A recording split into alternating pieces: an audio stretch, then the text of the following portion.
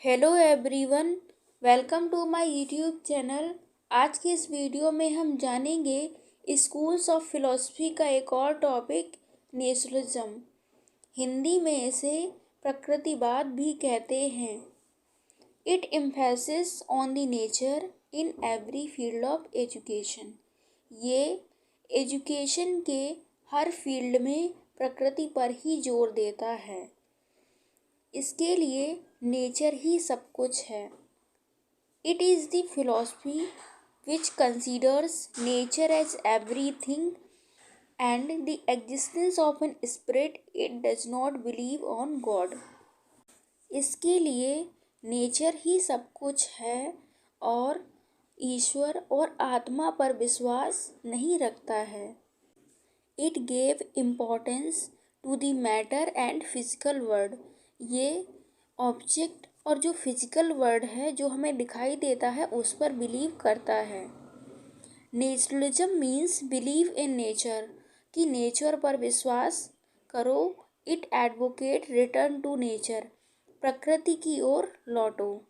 Gene Jacques Rousseau was the leading proponent of naturalism. Jean Jacques Rousseau को प्रकृतिवाद का पिता कहा जाता है। According to naturalism, the source of knowledge is not the brain but senses. कि इसमें नॉलेज का सोर्स जो है वो ब्रेन नहीं है, क्योंकि ये लर्निंग बाय डूइंग पर फोकस करता है, करके सीखना।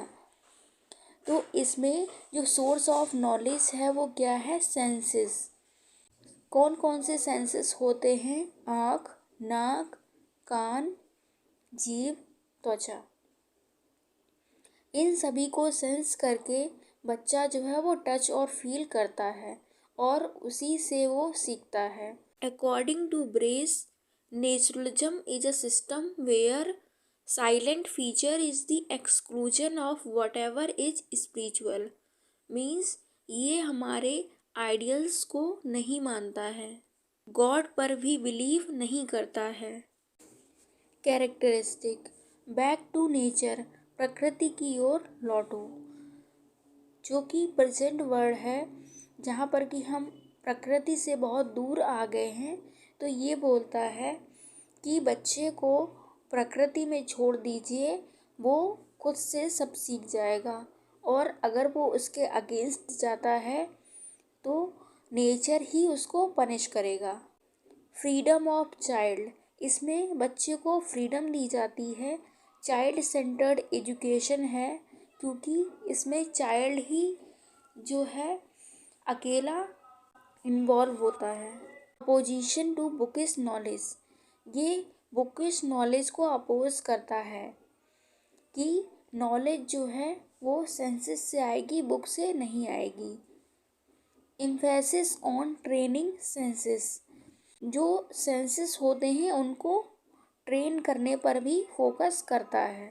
एम्स, सेल्फ एक्सप्रेशन, आत्म अभिव्यक्ति। मीन्स खुद को प्रेजेंट करना दूसरों के सामने कि हम क्या अच्छा कर सकते हैं, जैसे कि डांस, आर्ट, म्यूजिक और राइटिंग स्किल। मीन्स बच्चे की जो एक क्रिएटिविटी निकल कर बाहर आती है उसी को आत्म अभिव्यक्ति कहते हैं, कि उसने खुद को एक्सप्रेस किया कि उसमें क्या क्वालिटी थी। सेल्फ प्रिजर्वेशन मीन्स कठिन परिस्थितियों में खुद को बचा कर रखना। रेजिंग चिल्ड्रन मीन्स बच्चों की परवरिश अच्छी तरीके से करना। Maintenance of social and political relation, सामाजिक और राजनीतिक भावनाओं का रख रखाव। मीन्स कि बच्चे को एक ऐसा सिटीजन बनाना जिसमें कि वो सोशल और पॉलिटिकल रिलेशन को भी समझ पाए। Curriculum, according to naturalist, curriculum must be child-centered considering the present and future needs of the child। Curriculum जो है वो बाल केंद्रित होना चाहिए, जो कि फ्यूचर की नीड्स को ध्यान में रखे। In earlier stage sensory training is given to the child, यानी कि प्ले ग्रुप में जो बच्चे होते हैं उनको सेंसरी ट्रेनिंग दी जाती है, जिससे कि वो उसका यूज कर पाएँ जिस समय उसकी ज़रूरत है। नो रिजिड करिकुलम, इसमें कोई रिजिड करिकुलम नहीं है, ये टाइम के अकॉर्डिंग चेंज हो जाता है। Science subject physics, chemistry, zoology and botany, they also give importance to mathematics and language। इसमें साइंस के सब्जेक्ट पर ज़्यादा फोकस किया गया है हायर क्लासेस में, और ये मैथमेटिक्स और लैंग्वेज को भी महत्व देता है। मेथड्स ऑफ टीचिंग, कौन कौन से मेथड्स हो सकते हैं नेचुरलिज्म के अकॉर्डिंग? ह्यूरिस्टिक मेथड है कि डिस्कवर करके सीखता है, लर्निंग बाय डूइंग करके सीखना, लर्निंग बाय प्ले खेल खेल में सीखना, लर्निंग बाय एक्सपीरियंस अनुभव से सीखना, और एक्सपीरियंस खुद से आता है। टीचर कैसा होना चाहिए? The educator should not interfere in the natural development of child. Teacher को बच्चे के विकास में कोई इंटरफेयर नहीं करना चाहिए। He is only help the child in discovering the truth. वो बच्चे की मदद कर सकता है वो जब अपना कार्य कर रहा होता है। He should not make an artificial efforts to educate the child. मतलब इसको कोई अलग से आर्टिफिशियल एफर्ट करने की ज़रूरत नहीं है कि वो चार्ट ले आए, बच्चों को दिखाए, पढ़ाए, ये सब इसमें नहीं करना है। He is an observer of the child's development rather than a given of information. Teacher का काम केवल बच्चे को ऑब्जर्व करने का होता है, ना कि उसको कोई इंफॉर्मेशन देना। The role of the educator is that of a friend, philosopher और गाइड। शिक्षा की भूमिका एक मित्र और एक फिलोसफर और एक मार्गदर्शक की तरह होती है कि वो इसको डायरेक्शन प्रदान करे।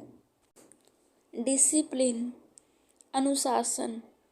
नो एक्सटर्नल डिसिप्लिन, यानी कि बाहर से कोई डिसिप्लिन इसमें थोपा नहीं जाएगा। Nobody should interfere in this process of nature, और कोई भी बच्चे के नेचुरल प्रोसेस में इंटरफेयर नहीं करेगा। Nature will punish the child if the contravenes the law of nature. अगर उसने प्रकृति के लॉ को तोड़ा तो नेचर उसको पनिश करेगा। दस he will learn by the consequence of his own action. इस तरीके से वह अपने कार्यों के परिणामों से सीखेगा। School, the organisation of school is rigid, controlled and artificial. As such, the growth and development of children is stunted and spoiled। कि विद्यालय का जो डिसिप्लिन होता है वो बहुत ही कठोर होता है और एक कंट्रोल्ड मैनर में होता है, जबकि जिससे कि बच्चे की जो ग्रोथ है वो रुक जाती है। Thus they assert that school environment should be completely free, flexible and without any rigidity. कि स्कूल का इन्वायरमेंट बिल्कुल फ्री होना चाहिए, फ्लेक्सिबल यानी कि उसमें चेंजेबल हो। Contribution of naturalism in the field of education, प्रकृतिवाद की शिक्षा को देन। Freedom of the child is the important feature of naturalist education. कि बच्चे को फ्री रखो। Senses are the gateway of knowledge. Education is very much effective when it comes through sensory channel. Education ज़्यादा इफ़ेक्टिव होगी अगर वो senses से आएगी। Naturalism has given an impetus to new psychological methods in education.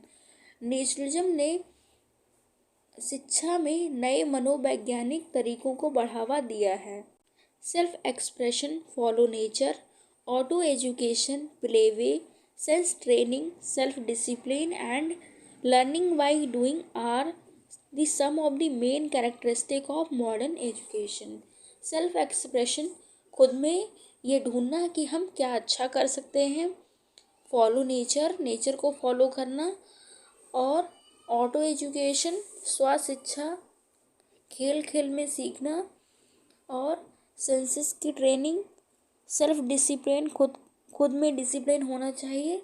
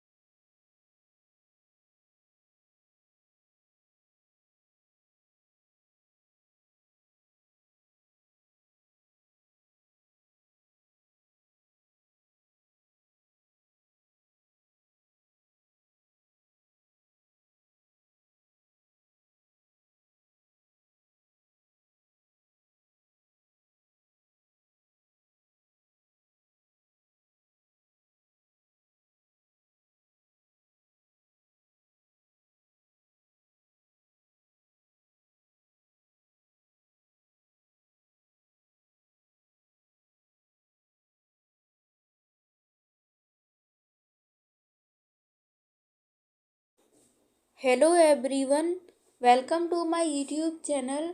आज के इस video में हम जानेंगे स्कूल्स ऑफ फिलॉसफी का एक और टॉपिक, नेचुरलिज्म। हिंदी में इसे प्रकृतिवाद भी कहते हैं।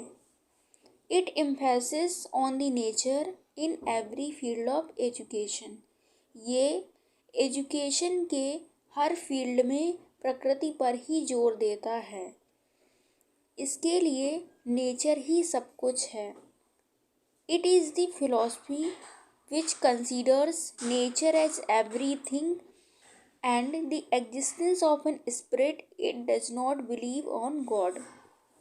इसके लिए नेचर ही सब कुछ है और ईश्वर और आत्मा पर विश्वास नहीं रखता है। It gave importance to the matter and physical world. यह मैटर यानी कि ऑब्जेक्ट और जो फिजिकल वर्ल्ड है, जिन चीज़ों को हम टच कर सकते हैं, उनको महत्वपूर्ण स्थान देता है।